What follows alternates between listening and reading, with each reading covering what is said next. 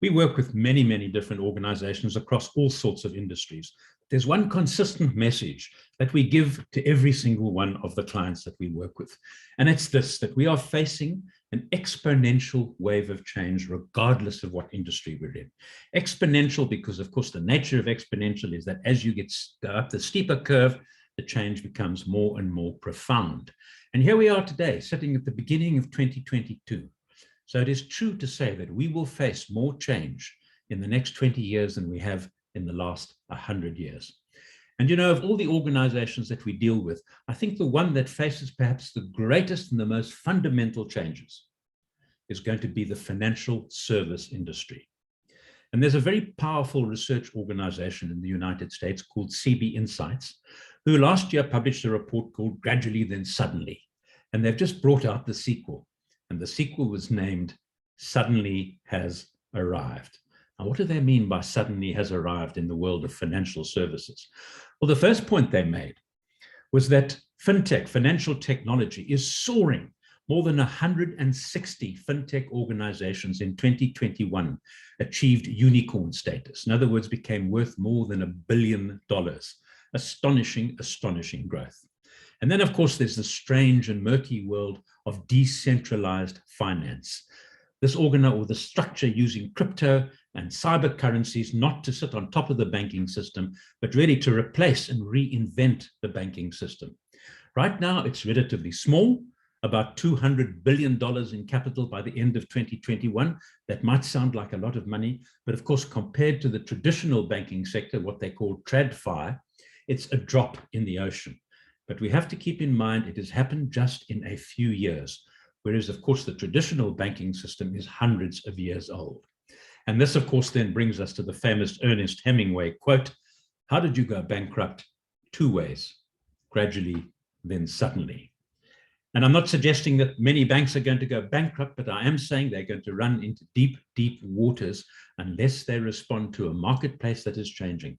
Because it's not about what they want, it's about what their customers want.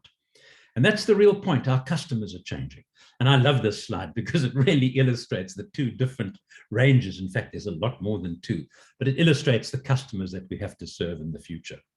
And I talk about the coronials, young people who've been born during this pandemic, who are going to think differently, who've been homeschooled, who are completely used to working in a digital online environment. They will be 100% digital. And, you know, thinking back to financial services, I'm reminded of that wonderful story from Bloomberg a year or two ago of an American banker who visited China for the first time and saw these young people doing what they're doing in the picture. And he said, "It has given me nightmares." Why has it given them nightmares?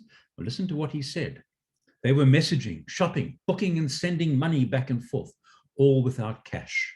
Instead, they were using Alipay and WeChat. And the banks never got a cut. Enough to give any banker nightmares, I suspect.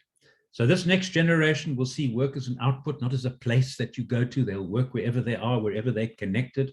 Remote working, working from home, working from wherever will become the norm. They will be tremendously health conscious because they've lived through the pandemic. They want to be heard. This is the generation that is permanently connected, always on.